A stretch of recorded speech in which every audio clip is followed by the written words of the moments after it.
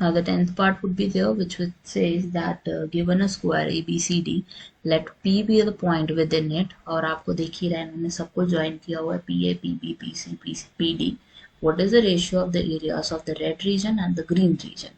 Red region का और green reason का हमें क्या निकालना है? रेशियो निकालना है. A B you can see is parallel to C D. तो यहाँ पे हम कंसिडर कर लेते हैं let the height be h1, A B से लेकर p तक लेट इट बी h1. इसी पे मार्क कर दूंगी मैं. DC से मान लेते हैं h2. सो लेट से h1 और h2 ऐड करने पे हमें क्या मिल जाता है? लेट से s is that's BC.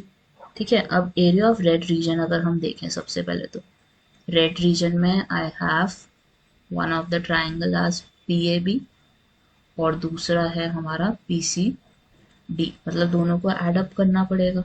So area निकालते हैं सबसे पहले तो. That's half area of PAB, that would be half S into H1. ये हमारा H1 है. ठीक है, पहला वाला. और फिर PCD का निकालोगे हाफ साइड तो वही रहेगी DC इज S क्योंकि स्क्वायर है बाहर वाला. S into H2 would be there.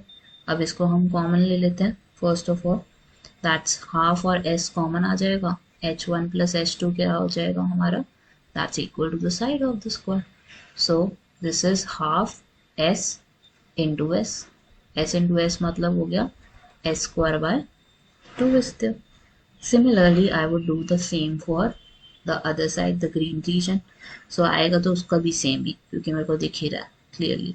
निकाल के दिखा देती हूँ मैं आपको. ग्रीन वाले का हमारा क्या हो जाएगा? Triangle PBC plus triangle PTA. इसके भी हम हाइट कंसिडर कर सकते हैं. लेट इट बी H1 है या H3 ले लो, H4 ले लो, क्योंकि मुझे पता है H3 और H4 ऐड करने पे बनेगा तो हमारा साइड ऑफ द स्क्वायर. ठीक है. सो PBC के लिए क्या हो जाएगा? Half into base is there which is S और हाइट कितनी है हमारी? H4 is there. फिर नेक्स्ट वाला हाफ आएगा, S आएगा AD is S in this case और H3 वुड बी देयर. अब यहाँ पे कॉमन लेना है, हाफ S आ जाएगा. H4 and H3 are left और H4 और H3 को ऐड करते ही आपके पास क्या बन जाएगा? Side of the square. So half S into S. So that would be half S square. Now you could see कि both of the areas are equal.